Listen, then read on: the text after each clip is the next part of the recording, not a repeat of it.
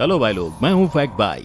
और क्या आप जानते थे कि आज हिमालय की हाइट 5 मिलीमीटर की स्पीड से हर साल बढ़ती जा रही है। पर आखिर किसी बेजान चीज के कद में उतार चढ़ाव कैसे आ सकता है? क्या इन ऊंची वादियों में जान है या किसी बढ़ती हाइट के पीछे उसकी 5 करोड़ साल पुराना इतिहास छुपा है? पर इतना पुराना इतिहास और आज का क्या संपर्क है? अब इस ऐतिहासिक गुत्थी को सुलझाने से पहले अगर आज हम इसकी बढ़ती हाइट की समस्या पर नजर घुमाएं, तो हमें ये मालूम पड़ता है कि जिस बर्फ में हिमालय के पर्वत 12 महीने ढके रहते हैं, वही बर्फ उसके बढ़ते हाइट का एक बहुत बड़ा कारण बन गया है। लेकिन सवाल यही उठता है कि अगर इन 100 से भी ज्यादा बर्फीली वादियों के कद इसी रेट से बढ़ते चले गए, तो क्या इनका बर्फ पिघलकर हमें साथ ले डूबेगा?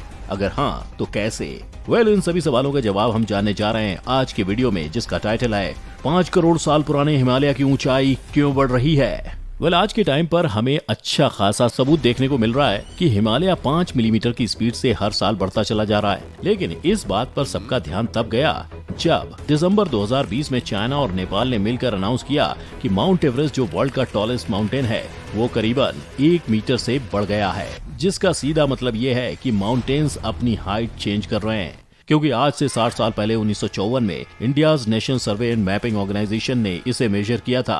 तब माउंट एवरेस्ट की हाइट 8,848 मीटर्स बताई गई थी। और जब ऐसा ही कुछ मेजरमेंट 2020 में चाइना और नेपाल द्वारा किया गया, तब उसकी हाइट 0.86 मीटर से बढ़ गई थी। पर आखिर ये एग्जैक्टली हो कैसे रहा है? क्या हिमालय रेंज में सच्ची में लाइफ है? नहीं, इसकी बढ़ती हाइट का कारण कुछ और नहीं बल्कि टेक्टोनिक प्लेट्स में हो रहे मूवमेंट्स हैं, जिसकी शुरुआत आज से 5 करोड़ साल पहले ही हो गई थी और जो आज भी जारी है। इन मूवमेंट्स का मतलब अगर हम सरल भाषा में समझने जाएं, तो आज से करोड़ों साल पहले हमारी धरती पर पैंजिया नाम का इकलौता लैंड हुआ करता था। लेकिन अर्थ के अंदर के हीट और उसमें प्रोड्यूस हो रहे करंट के कारण अर्थ पर जो लैंड थी वो धीरे धीरे खिसकने लगी, जिसे टेक्टोनिक प्लेट्स मूवमेंट कहा जाता है। और यही मूवमेंट 3 तरीके से हो सकता है, जिसमें से एक में धरती के अंदर क्रिएट हो रहे गर्म तापमान के कारण जब जमीन यहाँ से वहाँ खिसकने लगती है, तब कभी कभार ये आपस में ही टकरा जाते हैं, जिसके चलते जो हल्के प्लेट्स होते हैं वो भारी प्लेट्स के दबाव के कारण ऊपर की तरफ उठ जाते हैं। और यही ऊपर उठे हुए प्लेट्स माउंटेन का रूप ले लेते हैं,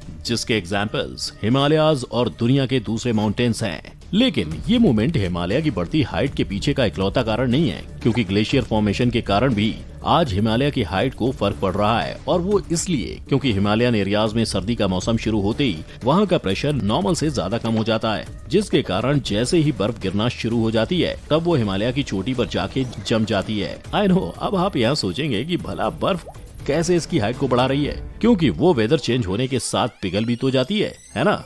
ये बात तो सच है, लेकिन सब केसेस में नहीं, क्योंकि हमारे एनवायरनमेंट में क्लाइमेटिक स्नो लाइन करके एक जगह मौजूद है, जो इलाका पूरे साल बर्फ से ढका हुआ रहता है। और चूंकि हिमालय की स्नो लाइन 4000 से 68,000 मीटर है और वहाँ स्थित ज्यादातर माउंटेन्स का कद 8000 मीटर से भी ज्यादा है, इसलिए इन सब पर्वतों की चोटी पर जमा हुई बर्फ बिना पिघले उन पर जमा होती जाती है। जैसे कि दार्जिलिंग में जब स्नोफॉल होता है, तब वहाँ के हिमालय पर लगभग 24 इंचेस तक का बर्फ जम जाता है। लेकिन अब सवाल यही पैदा होता है कि हिमालय का कद अगर यूं ही स्नो लाइन की वजह से बढ़ता गया, तो आखिर इसका नतीजा होगा क्या? अगर हिमालय में 2020 जैसे ही नॉर्मल से 20% ज्यादा स्नोफॉल होता रहा, तो आने वाले 1 लाख सालों में इन पर्वतों का कद 32,000 फीट से भी ज्यादा बढ़ सकता है। और जिस दिन उसकी हाइट इस नंबर पर पहुंच जाएगी, उस दिन समझो हिमालय के खुद के हाथों उसकी तबाही शुरू हो जाएगी। क्योंकि कई साइंटिस्ट की माने तो धरती माता बस 900 से 1000 करोड़ लोगों का वजन सह सकती है। अब उस पर अगर पर्वत भी अपने कद के साथ साथ वजन बढ़ाने लगा,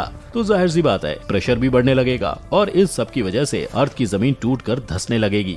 लेकिन इस तबाही का कारण बस हिमालय की बढ़ती हाइट ही नहीं है, बल्कि अगर टेक्टोनिक प्लेट्स के मूवमेंट को नहीं रोका गया, तो हमें भारत के एक बड़े से हिस्से से भी हाथ धोना पड़ेगा। क्योंकि देखा जाए तो हर साल इंडियन प्लेट 67 मिलीमीटर से खिसकती जा रही हैं। और अगर ये मूवमेंट इसी तरह जारी रहा, तो लगभग 1 लाख सालों में भारत 1500 किलोमीटर से एशिया के अंदर चला जाएगा।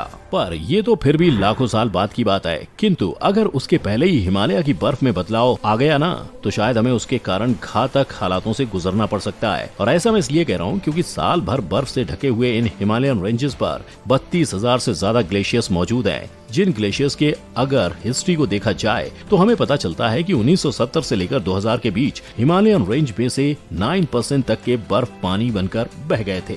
और इसका नतीजा ये था कि 2003 से 2009 के बीच 170 गीगाटन पानी बहकर इंडस, गंगा एंड ब्रह्मपुत्र जैसी नदियों में जमा हो गया, जिसके कारण इन नदियों के आसपास के इलाकों को बाढ़ का सामना करना पड़ा था। पर सिर्फ हम ही नहीं, ऐसा ही सेम हाल 2010 में पाकिस्तान के साथ भी हुआ था, जहां इंडस रिवर में इतनी भयंकर बाढ़ आई थी कि वहां के करीबन 1700 से ज्यादा लोगों की जान चली गई थी। अब हम इसी बात से अंदाजा लगा सकते हैं कि अगर सच में हिमालय पर जमे सभी ग्लेशियर्स एक एक करके पिघलना शुरू हो गए तो सोचो ये अपने साथ कितनी ज्यादा तबाही लाने के काबिल है। क्योंकि इंडिया के टोटल ज्योग्राफिकल रीजन में से 16.2% एरिया हिमालय की वादियों ने ले रखा है। यानी समझो अगर कभी इन सारे पर्वतों का बर्फ एक साथ पिघल गया तो जम्मू एंड कश्मीर से लेकर वेस्ट बंगाल तक सारे 10 स्टेट्स तो पानी में डूब ही जाएंगे। लेकिन साथ ही ये कहना गलत नहीं होगा कि शायद बाकी का भारत भी पानी के नीचे चला जाए। पर अगर भूल से भी ये पानी पूरे देश को निगल नहीं भी जाता है तो भी इससे हमारे जीडीपी पर काफी बुरा असर तो हो सकता है, क्योंकि इंडिया का ज्यादातर जीडीपी, लाइवलीहुड और इनकम इनडायरेक्टली सब कुछ हिमालय से बहने वाली नदियों पर ही निर्भर करता है।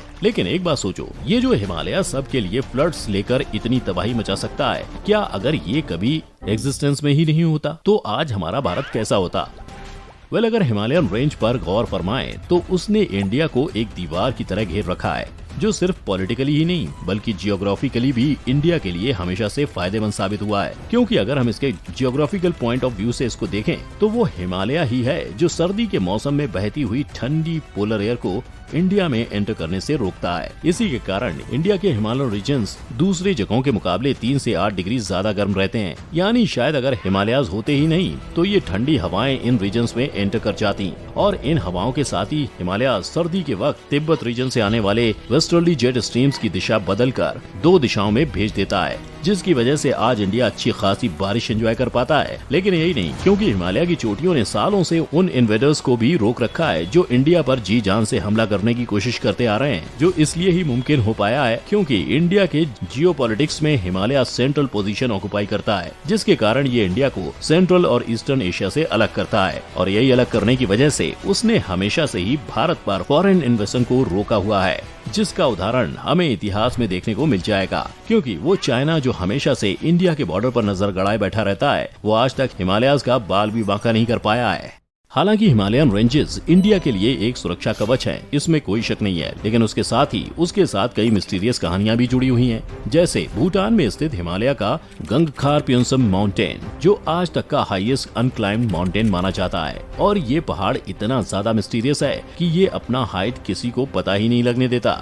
क्योंकि 1922 में इसको पहली बार नापने के बाद जितने भी बार इसके कद को मापा गया है उसका नंबर फिर कभी भी सेम नहीं आया है। पर ऐसे रहस्यमयी घटनाएं सिर्फ भूटान के हिमालयाज में ही नहीं बल्कि इंडिया के रूपकुंड लेक में भी पाई जाती हैं, जहां जब वो नदी बर्फ ढकी हुई नहीं होती है तब उस नदी के पानी में 100 से भी ज्यादा कंकाल नजर आते हैं, जिसके चलते ये नदी स्केलेटन लेक के नाम से भी लोगों के बीच मशहूर है। अब एक नदी में इतने कंकाल कहां से प्रकट हो गए, इसके पीछे लोगों की अपनी अपनी अलग अलग धारणाएं हैं। पर अगर हम इन कहानियों को देखें तो हमें पता चलता है कि हिमालय की वादियों में जन्मी ये कहानियां और दफन राज कहीं न कहीं लोगों के विश्वास से जुड़े हैं। किंतु यदि हम इस पर सोचने जाएं, हमारे सामने कई सवाल खड़े हो जाएंगे। आपको क्या लगता है? अपने जवाब हमें कमेंट करके जरूर बताइएगा। इसके साथ ही अगर वीडियो अच्छी लगी हो तो इसे लाइक और शेयर कर दें। साथ ही ऐसे वीडियोस देखते रहने के लिए चैनल को सब्सक्राइब करके बेल आइकन हिट कर देना। फिर मिलेंगे किसी और वीडियो में, तब तक के लिए जय हिंद।